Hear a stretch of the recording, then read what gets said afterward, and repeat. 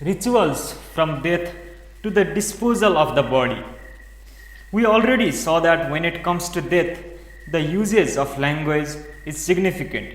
You do not diagnose someone as dead, you declare that they are dead. It is significant because there is a difference between the two. When you declare them dead, it is only for you that they are dead. As far as that person is concerned, in a way, all that has happened is that he or she is disembodied. They have lost their body. All their life they lived thinking they are the body, never realizing the physical mass that we carry is an accumulation from this planet. When suddenly one slips out of the body, one tends to hover around it. As there is no discriminatory intelligence, it is in stages that life came into the body, and it is in stages that it will go away. It is believed in Indian culture that the moment we are sure that someone is dead, we must do certain things because the situation is ripe with possibilities for us to help the departed being. A person who is knowledgeable about the intricacies of the process of death can do a whole lot of good for the departed. But even ordinary people who happen to be around the dying also can make a huge difference in easing the journey of the departed by doing certain things, whether they understand it or not. This will be good for the dead person and also good for the living. The laying out of the body. Even after death has happened, it is good to place the body in a north-south alignment with the head to the north. As we said earlier, as far as the dead person is concerned, all their life they lived thinking they are the body, experiencing that they are the body. Suddenly they popped up and they are confused. Confused existentially, not psychologically. They do not have a discriminatory mind to think. They do not realize that it is over. They linger around because the body is still there. They tend to make attempts to get back into the body, which is unfit to sustain life. This can lead to a certain energy in that place, which is neither good for the person nor for the people living around that space. When you place the body in a north-south alignment with the head towards the north, the being will be pulled away from the body. Once you do this, certain changes happen more quickly in the physiology of the body that has been discarded. The being realizes that it is futile to hang around that particular body because it cannot access it anymore. A certain distance arises between the being and the body, which is very conducive for what has to happen next for the being. Tying the big toes together. The next thing to do after death is to tie the big toes together. This is because when you are alive, life energies are deeply infused into every cell of your body. When death happens, these energies recede slowly. Functionally, it may be dead, but it does not die totally. It dies slowly because all the cells in the body are not dead yet, and they are still making an effort to live. They will try to draw energy from outside. When they try to draw energy, certain forces may enter the body. In order to prevent these things, people tie the two big toes together in such a way that the outer surface of the big toes are touching each other. Even now, you will notice that if you put your big toes together, your anal outlet and the Muladhara chakra will always be tightly closed. If the Muladhara chakra is not closed, the remaining aspect of the prana tends to leave from that chakra, which is not desirable. Moreover, if the Muladhara chakra and the anal outlet are open, it tends to become a lower passageway for the being to enter the body again.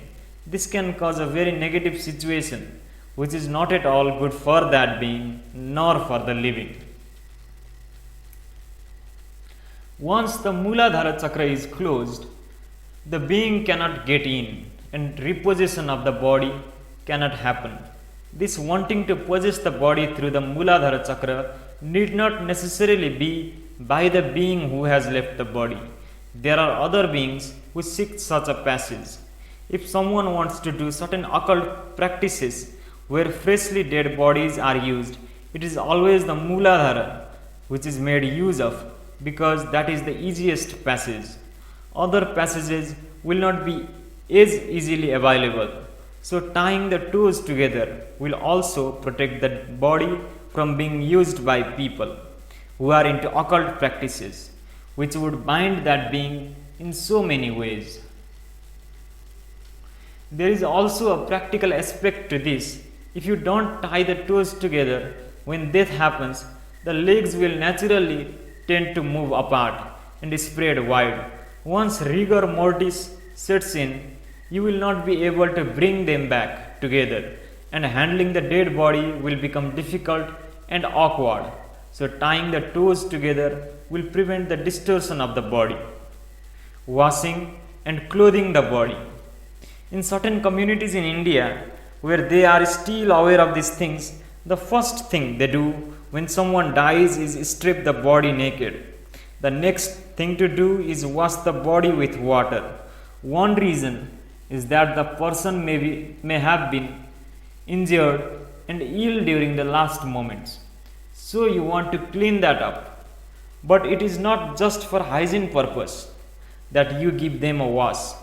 See, even when you are alive, if someone tries to give you a bath and they pour water on your face, you will feel like you are being waterboarded. It feels like you are drowning. If there is even any little activity happening in the body, it will all cease. The idea is not to just clean the body, but to facilitate the complete withdrawal of life from the body, as running water has the ability to clear many aspects of the body. Now, once again, you lay the body in north-south alignment in an open space. The body is kept naked with just a white cloth covering it. This cloth is also for the people's sake, not for the dead body's sake. There is nothing to cover, there is nothing to expose for a dead body. But the living people have issues. So, one white cloth, just a sheet, is used to cover the body. Why a white cloth? The color white reflects all light and most of the heat. Two factors that can hasten the decomposition of the cells. This hastening of decomposition is not advisable at this stage, as certain aspects of prana are still partially functional in the body. Black or colored cloth will absorb both light and heat and should be avoided. Unfortunately, these days people have begun clothing and dressing up the body elaborately. Undertakers in the West actually do more makeup for dead bodies than what people would do for Hollywood stars. It has become very lucrative, but in this culture, when you go back to death, you go back naked as you were born. Even if you did not realize it when you were alive, it is at least a realization for the other people who are watching. It is a knock on their head to tell them that these things do not matter anymore. Things not to do around a dead body. There are many customs and rituals for the dead in various cultures, but there are some things that you should definitely not do around a dead body. One thing is that you should not sleep near a dead body. This is so because in sleep everyone is far more susceptible to everything than in wakefulness. We already saw that death is a process and it is still on for quite some time.